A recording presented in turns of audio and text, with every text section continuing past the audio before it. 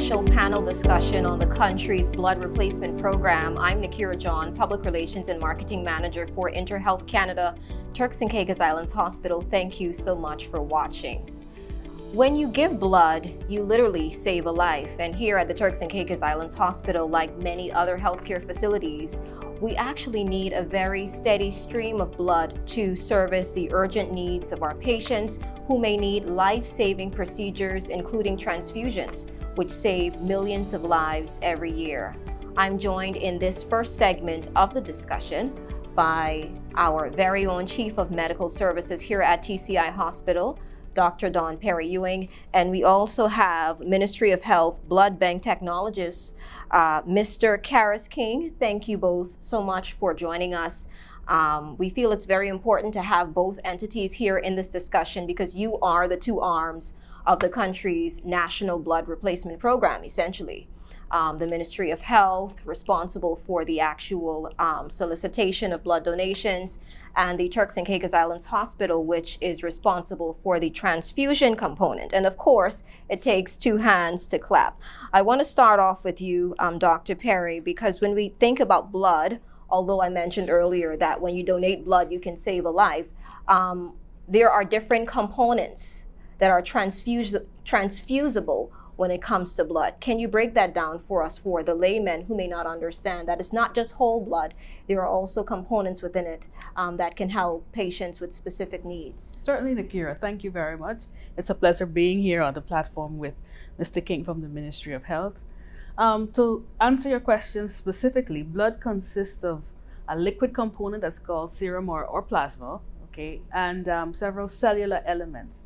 So floating within the liquid portion of blood, there are red cells that carry oxygen, there are white cells that help to fight infections and to protect us against any foreign entities. There are platelets that help us to control our bleeding, and there are several other dissolved elements within the blood that help our bodies to do many other things. So blood consists of all of these elements, and blood replacement, a blood replacement program is geared towards either transfusing blood in its whole and complete state or by separating out the various elements and providing them to patients who may need a specific element or a specific component of the blood. And Mr. King, I'm hearing you nodding on your side from the blood bank component. Talk to us about the actual process and what steps are taken to ensure that donated blood is actually safe for transfusion and other medical procedures. Okay, so simply from start to finish, we have our procedure follows a sterile form, right? So from the unit itself, the bag is sterile. Each donor is given their own specific bag, right? Apart from getting the sterile bag, then you will go through a process of actually testing these units, right? So we test them for HIV, the normal serologies, HIV, HTLV, hepatitis B, and HCV, right? Once you've tested that, we have to also consider our storage of these products. If they're not stored at a particular temperature and time, they will lose their functions and their availability, right? So those are some key pointers that need to make mention of. One also is, for confidentiality purposes, even the technologists that actually runs these tests, they don't even know about this donor, their demographics information. So they don't have any idea about it. Only us will be privy to that information. And I think that's one thing that we know for sure, that we all bleed the same, right? And Dr. Perry, I think this really warrants the question for persons listening to some of the processes that Mr. King would have mentioned earlier, who can donate blood? Because some persons may be wondering, can I give blood? Okay. Well, anybody who volunteers and who wishes to become a donor presents themselves to the Ministry of Health's blood bank. And there's a questionnaire that the those individuals are trained to perform on any member of the public who wishes to become a donor. And these questions would include things that will review lifestyle habits, history of previous donations, and the person's medical history. So if there are concerns that that individual may be at high risk of having infections that could be transmissible in blood, then perhaps that person may not necessarily be selected as a candidate to become a donor. If that individual has had a blood transfusion in the recent past, I think it's a certain number of years, Mr. King, then that individual may also be excluded as a candidate. And if that individual has a medical condition that may become even more worsened if blood is drawn from their body in a particular quantity, then that individual perhaps is not eligible to become a candidate as well. So there are a myriad of reasons why someone may or may not be a suitable candidate, but the technicians at the blood bank are suitably trained, and they do have a questionnaire that they perform on each person, and they're able to make a selection based on what criteria or what information is given to them by that person. Mr. King, any additional? Yes. All right. So we also have our sets of criteria in terms of choosing the donor, right? So firstly, the donor has to be at least 110 pounds, right? So that is one. We're looking for the age between 17 and 60, right? If you're under that, like probably about 16, we might allow it with consent from the parents, right? We're also looking for the medical history that was mentioned by Dr. Perry. If they're on any specific medication, they would have to bring that to us so we can check through those medication. Also, if they had, we're looking at if they had too much alcohol recently, smoke within the last 72 hours, all right? We're also checking for their hemoglobin levels, or iron level. So if the female is at least 12, we'll allow it, right? Males, we're looking for at least 12.5, 13 and above, right? So these criteria, and we also have that questionnaire that we'll go through with them. If they don't meet these criteria, then they will defer for a later time. So hearing the both of you talk about the criteria, one would ask, well, how long does this process take? Because this sounds very exhaustive, but I'm sure it doesn't take that long.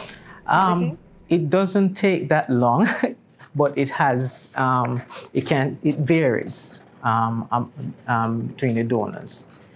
I mean, if the donor doesn't understand the questions, we would have to take time to go through them step by step, translating it, right? After going through that, if the donor is not comfortable, or let's say they're nervous, we would have to get them in a state of mind before they can go ahead and donate, right? And also we're looking at we're doing blood pressure checks.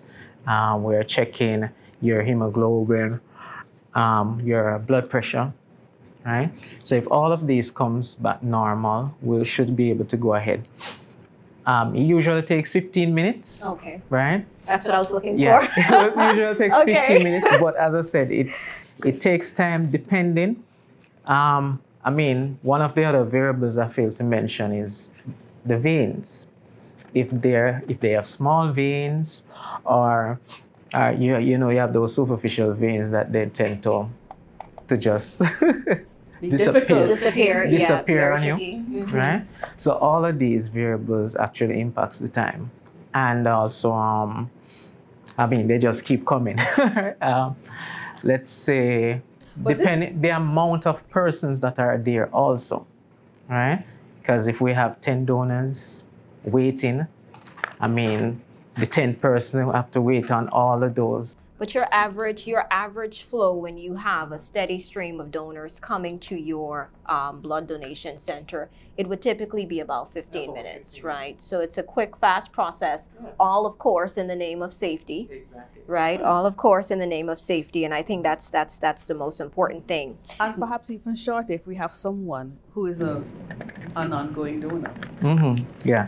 And then and exactly, so that brings me to my next point. Let's talk about the actual pool. We know the Turks and Caicos Islands is small, right? May say small, but what, 45,000 population.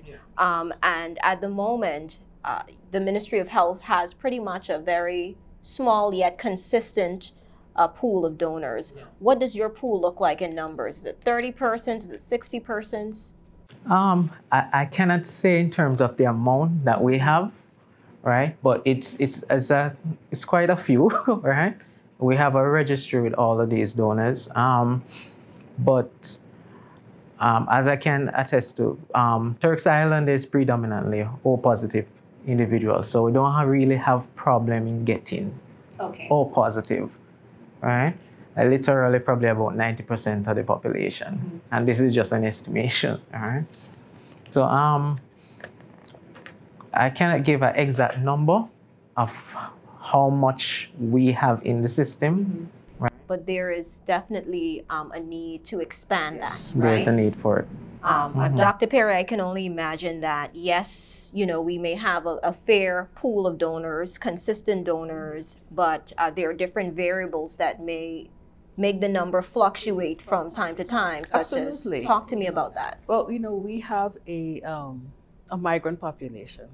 Okay, so individuals may become a part of the donor pool, you know, for the period of time that they reside in Turks and Caicos. But when they move away, you know, our ability to tap into them as a resource, you know, that goes along with them. And so there's a constant need for us to continue to replenish that pool. And, you know, Mr. King mentioned the fact that we have a large percentage of O positive donors. The O negative pool, I understand, is about 19 or 20 individuals. Yeah. Okay, and the O negative donor is a special donor because the O negative blood type is the universal donor. In other words, if we have someone who is in need of blood urgently, the O negative blood has a wider application and could be given to almost any patient. So that donor pool is a very valuable donor pool. And if we do come across patients who are O negative during the course of our clinical interactions with them, we always invite them to become a part of that group, that very special group. But getting back to your question, what are some of the other reasons the donors may fluctuate? Migration, illness, okay? Those are generally the reasons that we may, you know, lose donors from time to time. And looking at the circumstances that may trigger an increase in demand, I know there are occasions where persons in the community may see broadcasts, not routinely, but perhaps you know, more rapidly when there is a specific case for which the hospital requires blood. Are there any other circumstances, would you say, where we would typically have to, our demand for blood would peak? Whether, I know we may have events, motor vehicle accidents, just so people understand where transfusions lie. Yes. Well, we do have, if there's an unpredictable event, for example, a motor vehicle accident or other form of trauma, you know, a mass casualty situation that involves more than one individual, a shooting, a stab wound patient, these are things that can occur, you know, without any sort of predictable frequency.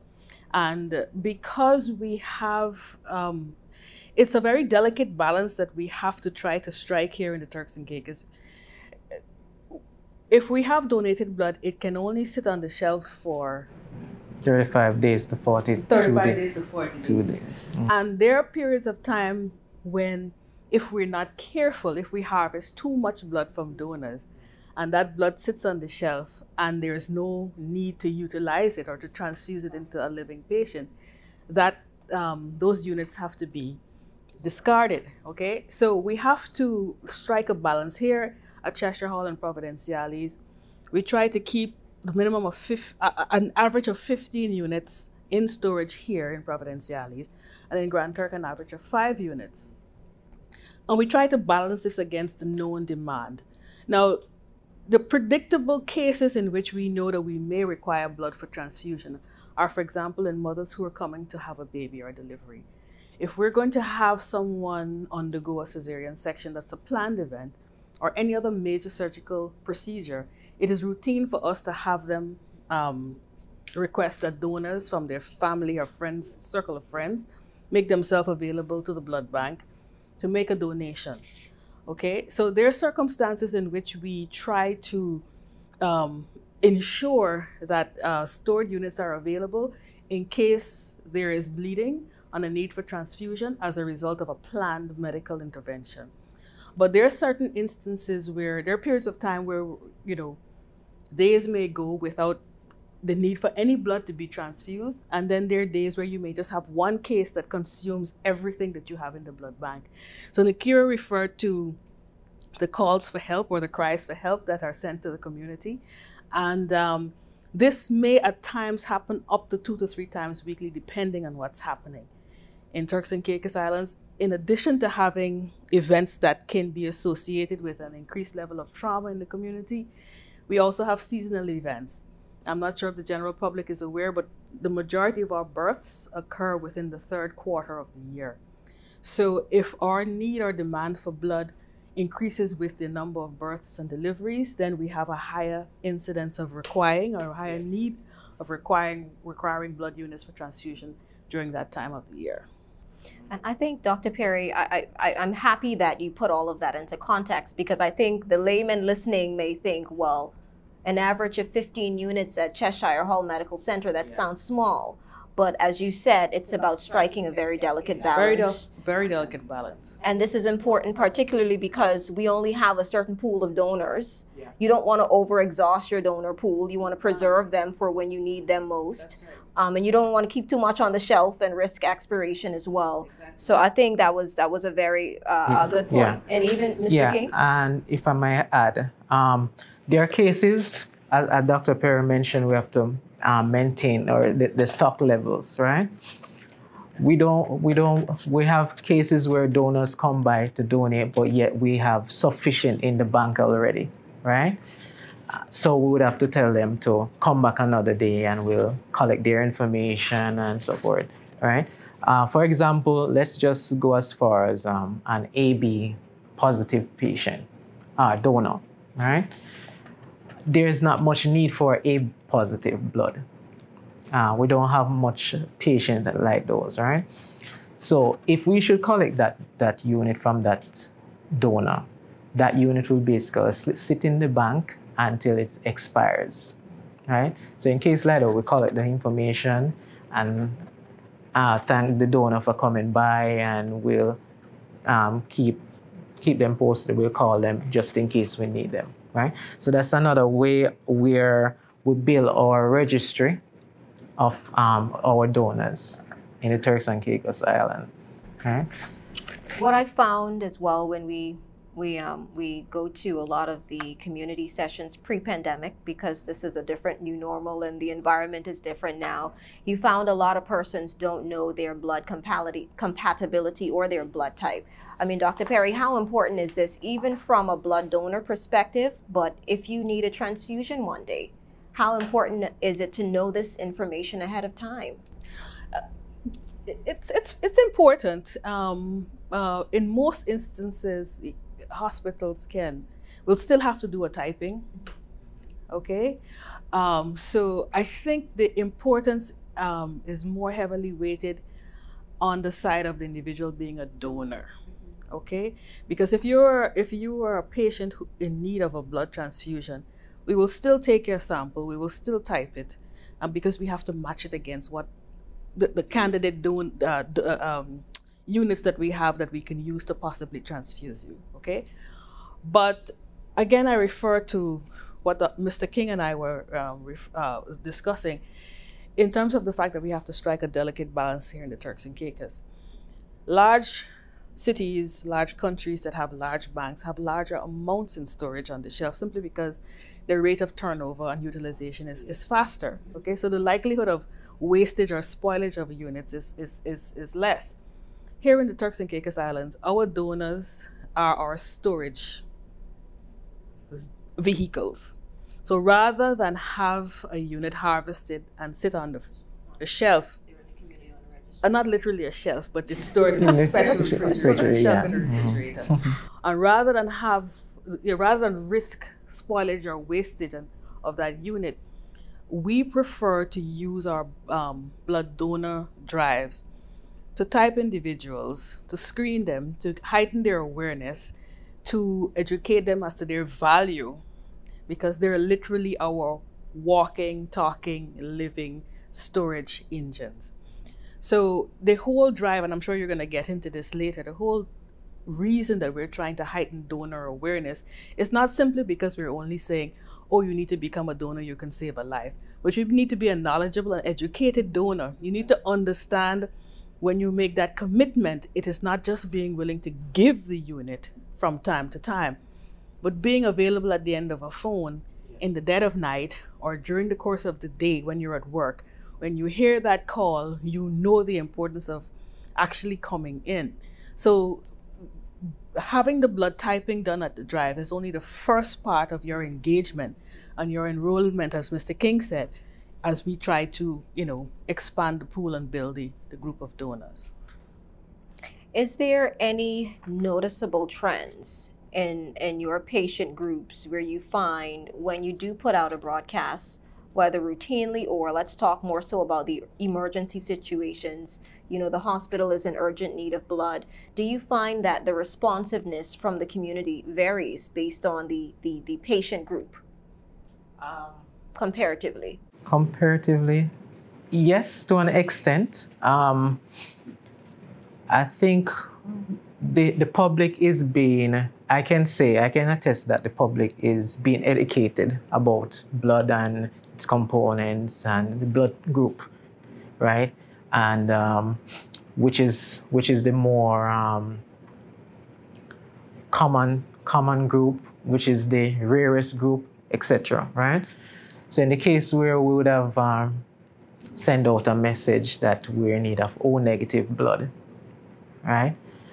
I realized that persons will more be calling and finding out what's going on, can I come to donate?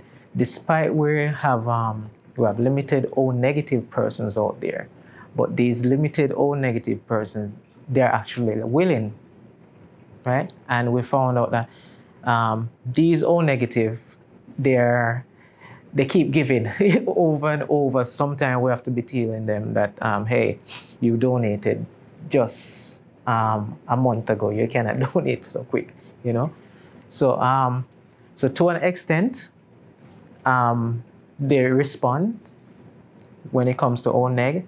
However, some of them are not able to donate because of how the small pool of, Okay.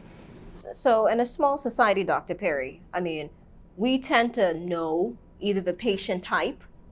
If you see, hi, the hospital is looking for blood, you will know whether it's a baby. You may know whether it's a tourist. You may know whether it's, the famous band player who is well known.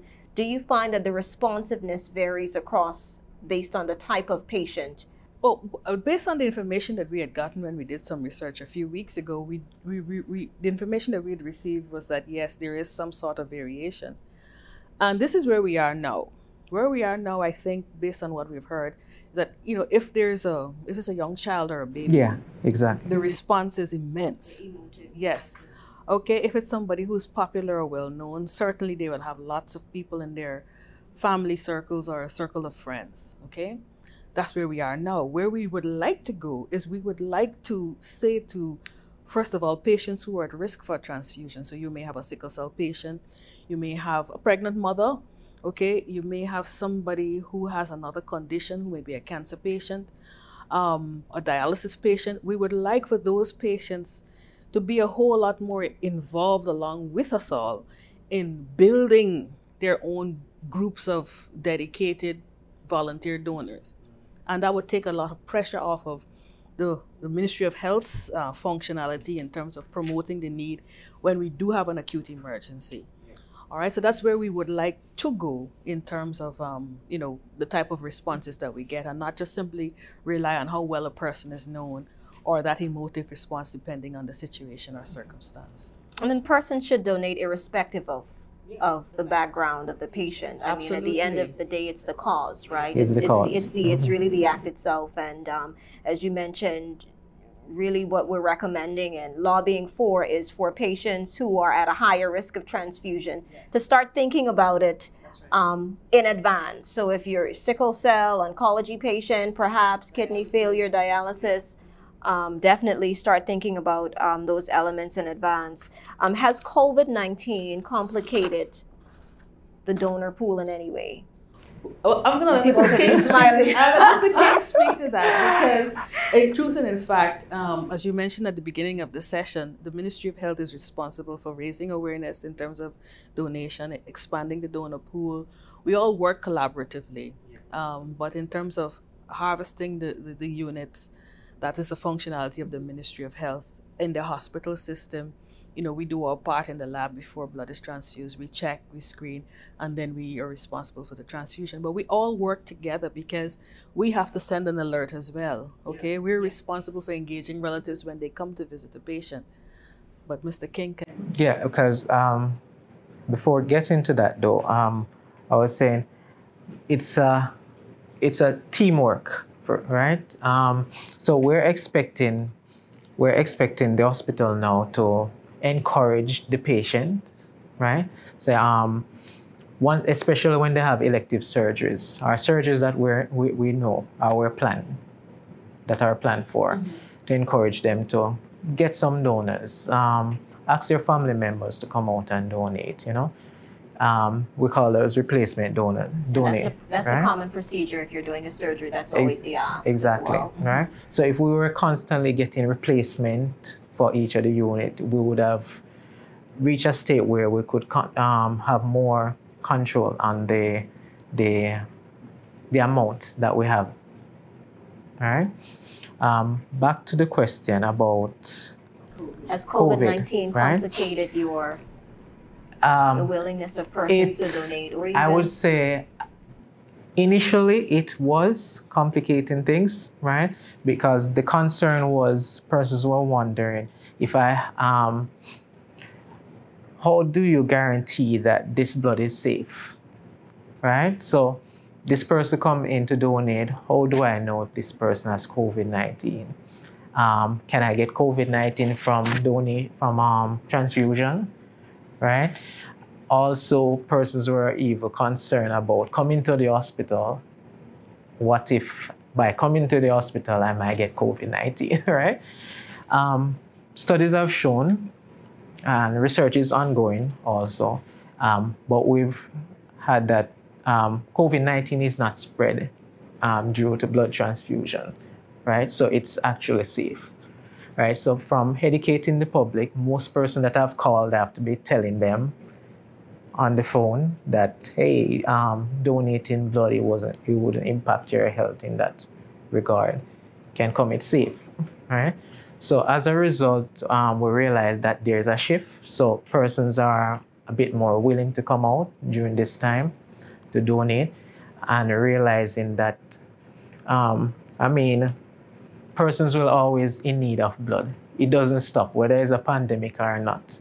There's always going to be need for blood. Okay. And we are relying on persons to be willing to come and donate. Okay, so I think, this conversation was extremely important because we really wanted to amplify the conversation surrounding blood donation. We want to encourage persons within the community to inquire about whether they can donate. And as Mr. King said, he provided some insight as well into what pre-screening measures are taken prior to donating blood. And it may have sounded long-winded, but I can promise you that it's literally probably about 15 minutes. And we are encouraging persons to register, right? Dr. Perry provided some insight as well into the type of blood that is in most high demand.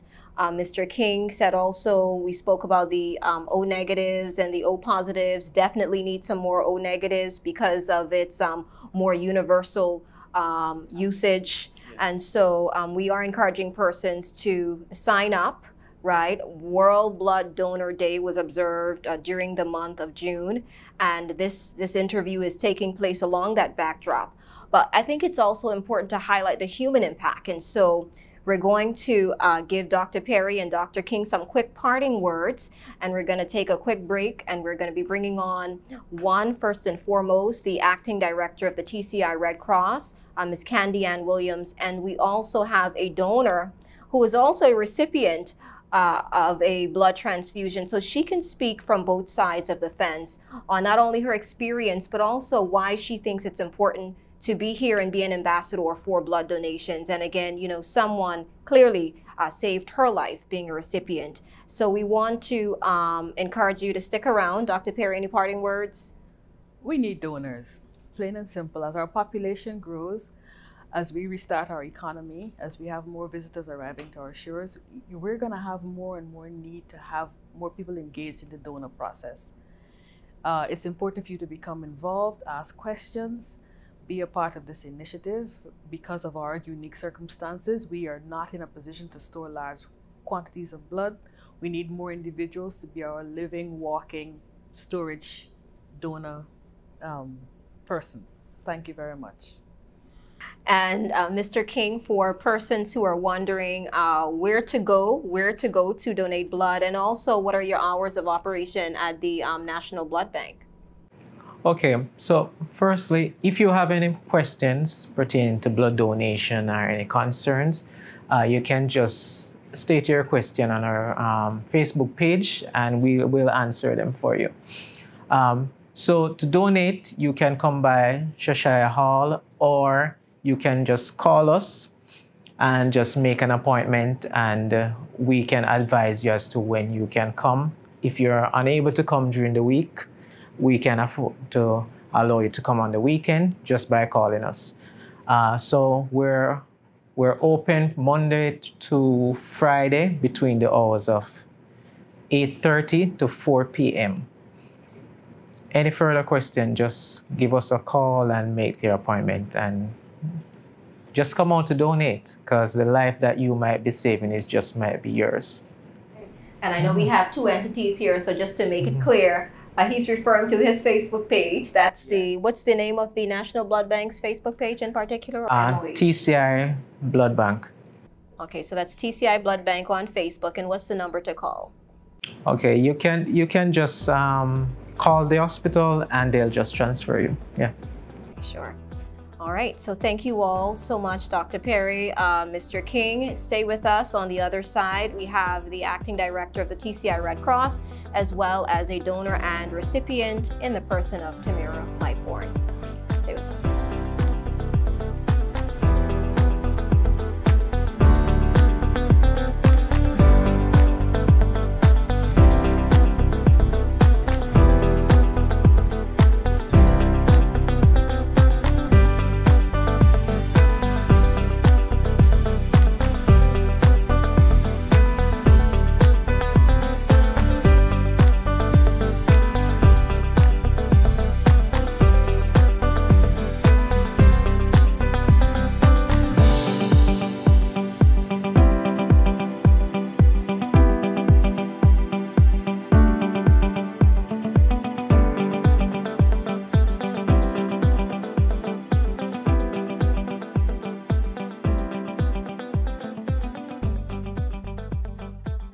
Thank you so much for staying with us. I'm joined here in segment 2 by a donor and recipient whose life was positively impacted by a transfusion back in 2016, Tamira Lightbourne to my right.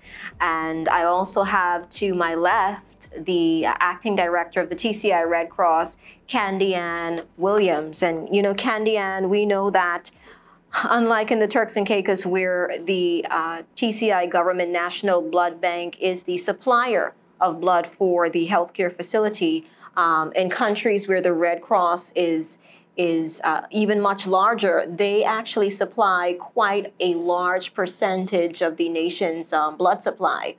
Talk to us about this mandate, and how do you see the Red Cross, supporting the cause here in Turks and Caicos?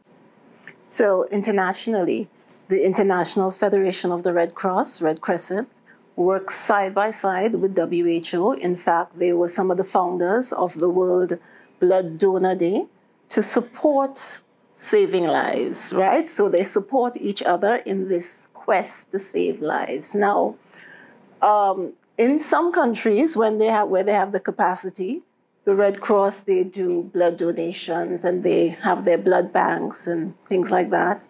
What we're seeking to do here is to support the ministry and InterHealth Canada by encouraging and making the community aware and encouraging people to become blood donors. Because I think Dr. Perry earlier on, she said that we, in fact, are the storage units ourselves. Yes, we are. So that's what we're working to. So the more people that we have inquiring about how they can become blood donors, the more blood donors we have, then the better it is for our system. Because not in every situation you might be able to have the usual people. They may not be able to show up for a number of reasons. One of the things that also struck me is there is an age range for blood donations. So you do have, over time, people falling out of the range, getting on in age.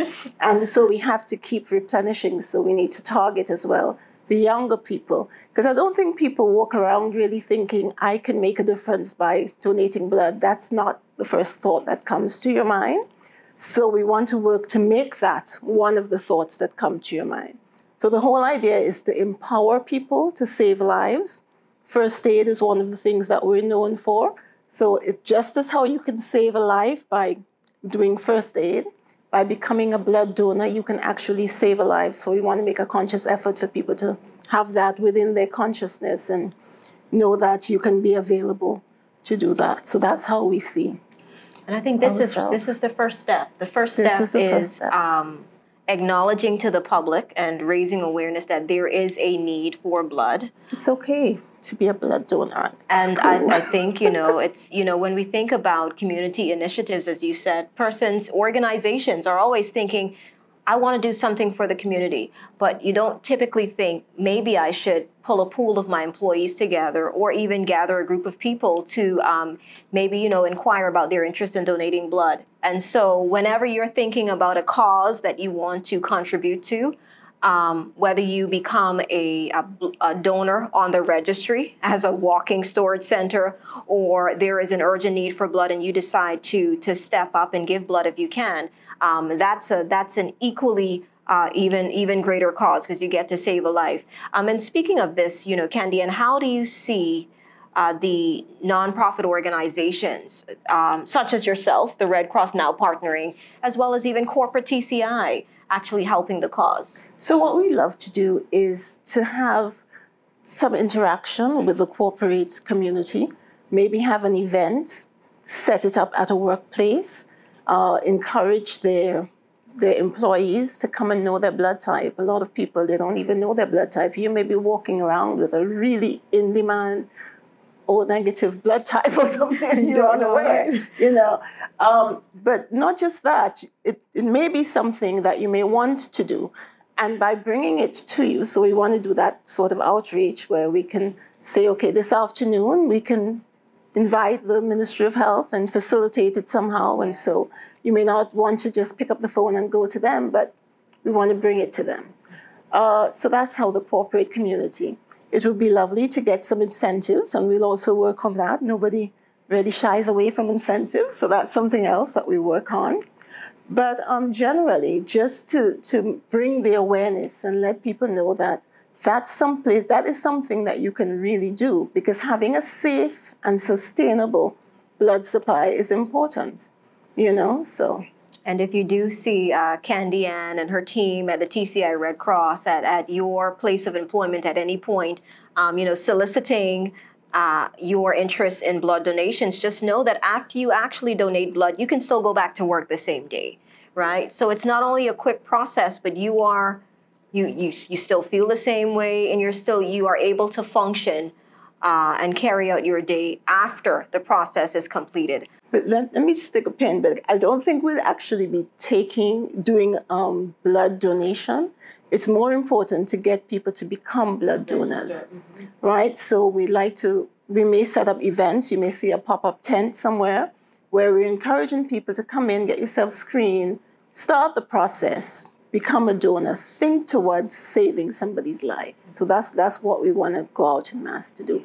Because as they said, there's only a certain amount of blood that you can have on the shelf at a certain point in time. Yeah, exactly. And you know, when you do register, and as Dr. Perry mentioned in the previous segment, registration is just the first step, right? The key step is whatever time of day there is a need, you may be called upon, and being able to make yourself available if you can. That's important. I remember as a little child, seeing my father with a Band-Aid on, and I'm like, what did you do? And he said, you know, he was called to give blood. And of course, that's a lot for me to unpack. So I was trying to figure it out. But to me, what resonated with me was like, he's like a superhero. Because he was like, you know, I was able to go to save somebody's life. And that is so important. They called him. And he went. And he gave blood. And that went towards saving somebody's life. And, you know, what a better gift that you can give to, you know, your fellow human being. And we are looking for some, you know, blood donor ambassadors. So, you know, again, if you're interested, I'm sure when the Red Cross, you know, does mobilize through events, you know, later on in the year, it's even more impactful to have someone physically there to talk about their experience and why they choose to give. But in this particular segment, we have someone who has a story to tell that's amazing. She's right to my right, Tamara Lightbourne. Thank you so much for agreeing to sit on this this discussion, because we believe that your story is very dynamic in that you know how it feels to be a donor, but you also know how it feels to be a recipient of a transfusion. Back in 2016, you received up to 14 units 14 or more, yes. Right? And that's 14 persons, yes. Right? So talk to us based on your journey, that experience, and what you're willing to share. Okay, well, 2016, when I went into the theater, I didn't know how many bags I got. I knew how much I got before I went in there, and it was like, we have to take her in. You know, we can't give any more blood. So they took me in, and when they went in, it was a surprise. So I bled out, and the blood bank was like sending bags one by one, until they said, we don't have any more blood for this patient, you know, that's it. And, you know, getting people was very hard, knowing that I have a big family, but, you know, you have some people who are scared of needles, then you have people who were like different ailments, they couldn't. But luckily I had enough people who came in and replaced the blood, because even after having that surgery, I had to still get more blood. So it was easy to say, you know, I was a donor, but then being a donor and looking for someone to come and give you, yes, it was very hard. So I know what it is, you know, to say blood saved life, because it saved mine. And, you know, I encourage anybody, any friend, family member, or anyone out there to really donate. You know, it would save someone's life, because it saved mine. And, you know, when we talk about, you know, surgical operations, we would have mentioned in the previous segment that usually when persons come in for planned surgeries, based on the nature of the surgery, we would advise them to have allocated donors. But as you said, sometimes it's unpredictable. Yes. When you're on the surgical table, you don't really know how much you need, right? The circumstances can change. And time is of the essence. Time is of the essence. You know, was that an easy thing to turn around when you were cleared for discharge and you could reflect on, and they said, well, you actually received X amount of units of blood? Did you kind of think about, you're wondering who were the donors, you know, how long did it take to mobilize this life-saving component? Well, I heard the stories of one of my cousins. He was like, girl, you're so lucky, because I fall out when I went to give the blood. So, you know, you have people who are really scared, and he was like, you're lucky. And I mean, I had people who were willing, and they came. I had a lot of people showed up, but then there were a lot who couldn't give. But then out of that, they got good amount of blood. So they were able to place the blood back and have more on hand. And, thank you to those 14 plus persons who donated. Yes. Some of whom you probably know and some of whom you probably don't know. Yes. Exactly. So they were really angels in disguise. Yes, they were. And that's really what we want to hit home. Sometimes it's not about, and in Turks and Caicos, there's this over familiarity here where, you're more responsive to persons that but, sometimes it's just the cause itself, right? And in your scenario, reflecting back, what do you say to people who may be able to give, but they probably haven't even inquired or even gotten pre-screened to find out, whether they can? Well, I would say first and foremost, know your blood type, because it's very important, in case of an emergency. And I would encourage them to, just come out and check, check to see if you can donate, check to see how your blood cultures is, or, it's a good thing to do a routine check. It helps save someone's life. Instead of, it being such an emergency, they already know that you're there and you're able to give whenever they need you.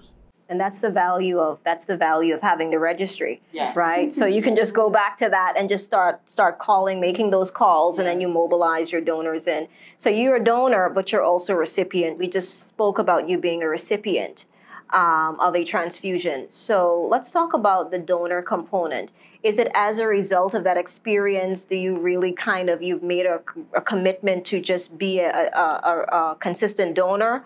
Or were you a consistent donor maybe even before that? I was a consistent donor before that. And anytime that someone needs blood, they would normally call me. I'm always the perfect one to call. I'm always the one who doesn't have any problems. Iron is good, everything is good. So I'm always the one that, sometimes I'm the only one who can be able to give blood. So I would encourage everyone. I mean, it's not just, for family members, friends, even strangers, to donate blood, because it's very easy. Or even have your name down, put your name on the registry, so whenever they need it, they can call you, because it's very important. And I think your story is a reflection of the saying, sometimes life can come full circle. Yes. Right? Because you were an avid donor, and suddenly the tables turned where you were in need. Yes. And someone had to give to you, and you got back what you gave. Yes. So, bless your heart. And we're just so happy that you were able to share your experience with us. Yes, thank you. Are you still giving? Yes, I just gave, a month ago for my uncle. Yeah. And I told him to put my name down, because it was my first time donating here. So I'm like, put my name there. Whenever you need me, just call, Do you have an even greater appreciation for the process after what you've been through? Oh, definitely. I do. Definitely. To think about having 14 bags and where I would have been if I didn't get that, I definitely do. Mm-hmm. And how long did that process span? Well, it spanned over a period of, I think, 2 weeks. I was getting blood, because they had to build up my blood after all of that, because it was just dropping, but they built it up until I was strong enough to build it up myself. So it wasn't long at all. Okay, so you definitely needed a solid stream yes. of donors. Yes. I mean, over 2 weeks, it's different when it's kind of like, everything's happening so rapidly. You get 14 in one time. But as you said, again, I think, you're blessed. Yes. We're happy to have you share your story. And again, as Tamara Lightbourne said, she would encourage all persons in the community who can to give, because, again, you never know when things can come full circle and you're on the other end in need, just like a stranger. Yes. And there were many strangers that helped you. Yes, there were. So once again, thank you so much. And, Candy Ann, for you, do you have any parting words to persons who are watching this program? I want persons to commit to being a blood donor. We are committed to widening the pool, the registry that's now available at the ministry. And so we'd like to just encourage persons. This is your opportunity to really make a difference, to really save a life. And you're not sure who that person, it could be your own, as somebody said, but it doesn't have to be your own. The whole thing about the Red Cross is we harness the power of humanity. People want to make a difference. This is your opportunity to make a difference. And so we encourage you to come out, be screened, register, and be available to be a blood donor and save a life. Exactly. And what about you, Ms. Lightbourne? I would do the same, encourage, everybody to come out, and donate because it saves a life. It saved mine, so I'll encourage everybody to donate. And I think this has been definitely a very insightful discussion, first segment and second segment. We were able to talk about the blood replacement program nationally. We understand even better now the dynamics and the fact that there is a balance required, the fact that sometimes there is a justifiable reason why there is a sudden call out for blood, because we need to, again, preserve our donor pool. But also, given that there is a quote-unquote expiration date on blood, we don't want to keep too much physical units in our laboratory. In 2020, we had actually received about 356 units. So here in the Turks and Caicos Islands, you can just tell from that number that there is a demand. And again, the blood donor pool fluctuates from time to time, but we know that there are unpredictable scenarios, medical situations that warrants transfusions, and we would like to know that there is a registry, a solid registry, a consistent stream of donors on hand if needed to take the call and to present to actually donate. So thank you all so much for tuning in to this special panel discussion on the blood replacement program. Remember to donate. It's safe and it's quick. And if you are perhaps someone who may be in the middle of your workday and you are on the registry of blood donors, do know that you can actually return to work thereafter. Thank you so much for tuning in. Thanks to all of our panelists. I'm Nakira John. Thank you so much for watching.